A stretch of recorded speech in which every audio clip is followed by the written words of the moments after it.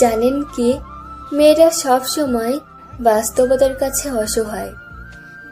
কখনো তার পরিবারের কাছে, কখনো তার স্বপ্নের কাছে, কখনো ইচ্ছের কাছে, আবার কখনো তার ভালোবাসার কাছে। জানেন কি, একটা মেয়ে তার জীবনের প্রত্যেকটা সময় অন্যের জন্য বেঁচে থাকে।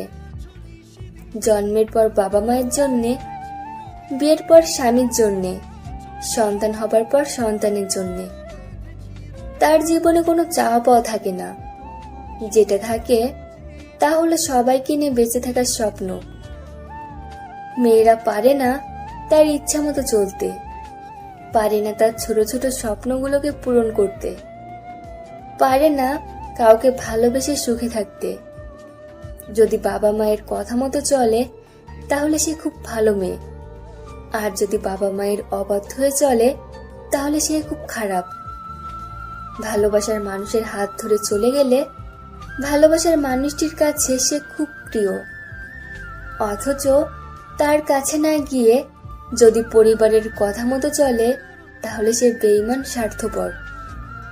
শুধুমাত্র একটা মেয়েই জানে এই সমাজে চলতে হলে তাকে কত বাস্তবতার সাথে যুদ্ধ করতে হয়।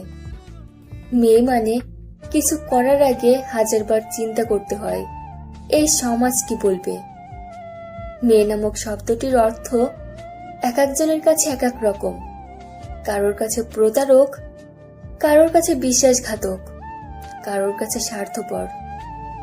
আসলে মেয়েরা স্বার্থপর, প্রতারক, বিশ্বাসঘাতক কিছুই না। মেয়েরা যদি প্রতারক হতো তাহলে কোনো সন্তানই এই পৃথিবীর মুখ দেখতো না।